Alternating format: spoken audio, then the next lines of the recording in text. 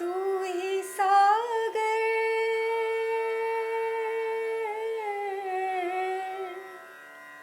तू ही सागर है तू ही किनारा ढूंढता है तो किसका सहारा ढूंढता है तो किसका सहारा। परम आत्मा ए ज आनंद। परमात्मा अद्वयानंदः सर्वभूतस्थितः अपिह अज्ञानेन आवृतः अदृष्टः तः एव च मनोमलेः। अर्थ एवो छे, जो के अद्वितीय અને આનંદમય પરમાત્મા બધા જ પ્રાણીઓના હૃદયમાં નિવાસ કરે છે, પરંતુ અજ્ઞાન અને મનની ગંદકીથી ઢંકાયેલ હોવાને કારણે બધાને તેનો અનુભવ થઈ શકતો નથી. પરમાત્માનો અર્થ શું?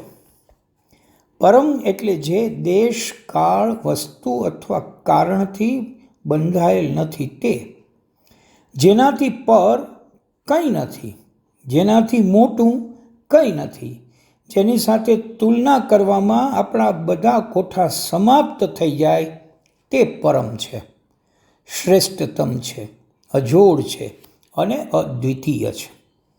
વેદાંત અનુસાર પરમાત્મા એવો આનંદ છે કે કોઈ વસ્તુ પર નિર્ભર નથી રાખતો. આપણો આનંદ દ્વયાનંદ્ય છે, એટલે કે આપણો આનંદ કોઈને કોઈ વસ્તુ ઉપર આશ્રિત છે. આપણે કોઈ વસ્તુનો ઉપયોગ કરીએ તો તેના સુખનો અનુભવ થાય છે.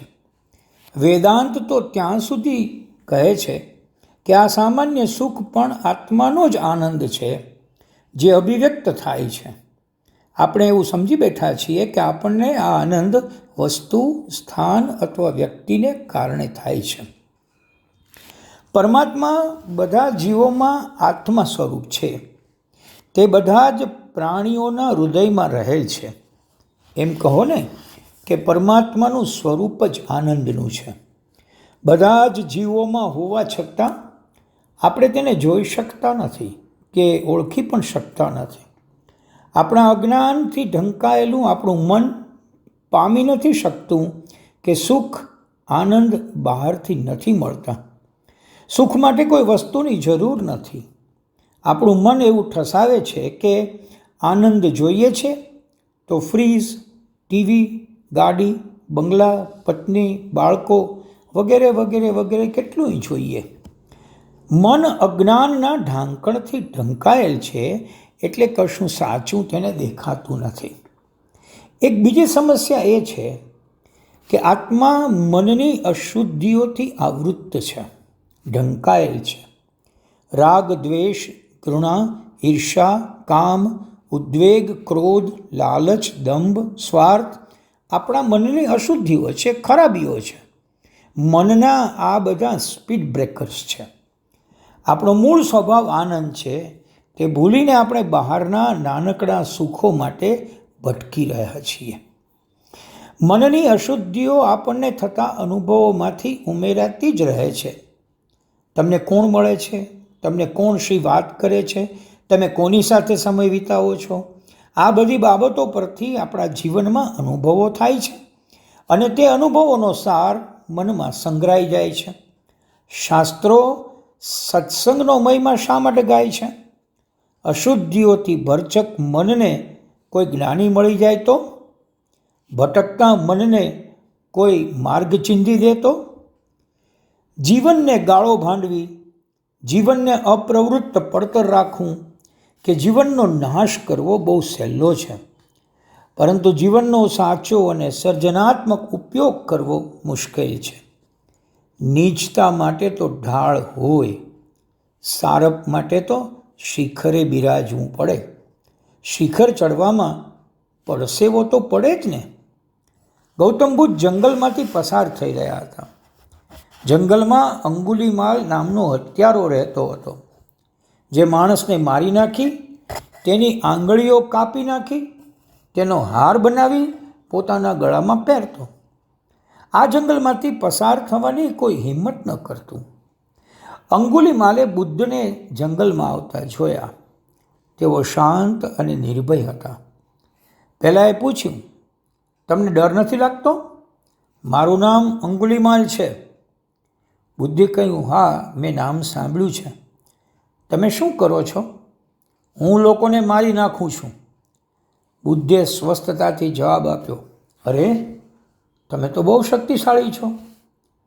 પહેલાં ઝાડની એક ડાળ તોડી આપશો? અંગુલિમાલે અભિમાનથી ડાળ તોડીને ફેંકી. બુદ્ધે કહ્યું, તમે આ ડાળને પાછી જ્યાં હતી ત્યાં ગોઠવીને ફરી જીવિત કરી શકો ખરા? અંગુલિમાલ વિચારમાં પડી ગયો અને એણે કહ્યું, ના, એવું તો મેં ક્યારેય વિચાર્યું પણ નથી. ગૌતમ બુદ્ધે શાંતિથી કહ્યું, તો પછી તમારી શક્તિ છે કામની? તમે નાશ કરી શકો છો, હત્યા કરી શકો છો, પણ તમે જીવન તો બક્ષી શકતા નથી. અંગુલિમાલ બુદ્ધના ચરણોમાં પડ્યો અને પોતાનું શેષ જીવન જીવવા સારપના માર્ગે વળ્યો. બુદ્ધ અને અંગુલિમાલ બંને પાસે સરખા મન છે, પણ અંગુલિમાલ પોતાના આત્માની શક્તિથી અજ્ઞાત છે અને તેનું મન ગંદકીથી છલકે છે. બુદ્ધનો આનંદ અંદર છે, બહાર ક્યાંય નથી. સાંઈ મકરંદ કહે છે, વજન કરે એ હારે રે મંડવા, ભજન કરે એ જીતે. तू ही सागर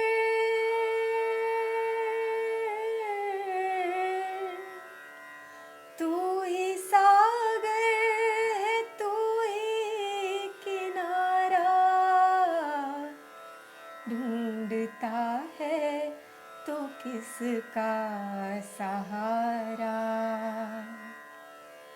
ढूंढता है तो किसका सहारा